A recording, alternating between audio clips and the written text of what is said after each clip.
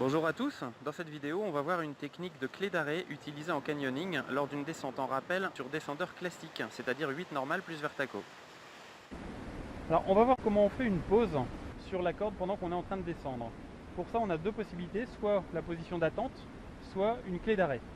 La position d'attente en fait c'est quelque chose de très simple. Pendant qu'on est en train de descendre ici, à un moment si on veut s'arrêter et qu'on a besoin de libérer une main, eh bien on peut tout simplement remonter la corde ici. Alors il faut bien sûr la garder sous tension, sinon on descend.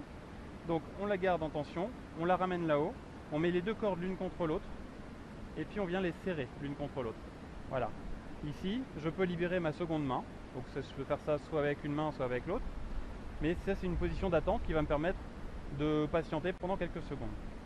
Donc par contre, si on veut s'arrêter un peu plus longtemps, et si on a besoin d'utiliser les deux mains, et bien dans ce cas-là, on va faire ce qu'on appelle une clé d'arrêt. Alors pour effectuer une clé d'arrêt, il existe plusieurs méthodes, mais voici celle qui est préconisée. Avec votre main gauche, vous venez saisir la corde, vous la prenez en tension tout en la ramenant sur la gauche. Avec la main droite, vous venez faire une boucle que vous passez juste devant la main gauche. Vous venez récupérer cette boucle par derrière de façon à pouvoir la tendre. Voilà. Maintenant qu'elle est bien tendue, on va pouvoir effectuer le nœud suivant. Donc c'est un nœud simple. On passe autour du descendeur pour effectuer ce nœud et on tire bien pour mettre en place l'ensemble de la clé d'arrêt. Voilà, la clé d'arrêt est effectuée et si on veut, on peut même la sécuriser en passant une longe dans la boucle qui dépasse. Maintenant, j'ai les deux mains libres, je peux effectuer les opérations que je veux. Et une fois que j'ai terminé, il faut défaire la clé d'arrêt. Alors pour défaire la clé d'arrêt, on doit à la fois, donc je vais commencer par défaire le nœud simple ici.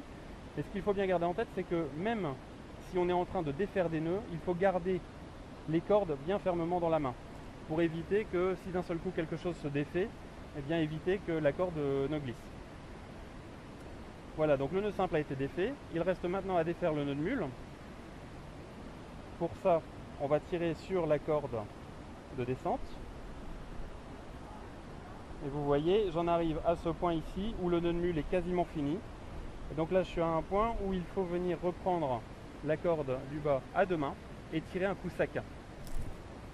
Et voilà, je peux maintenant reprendre la descente en rappel.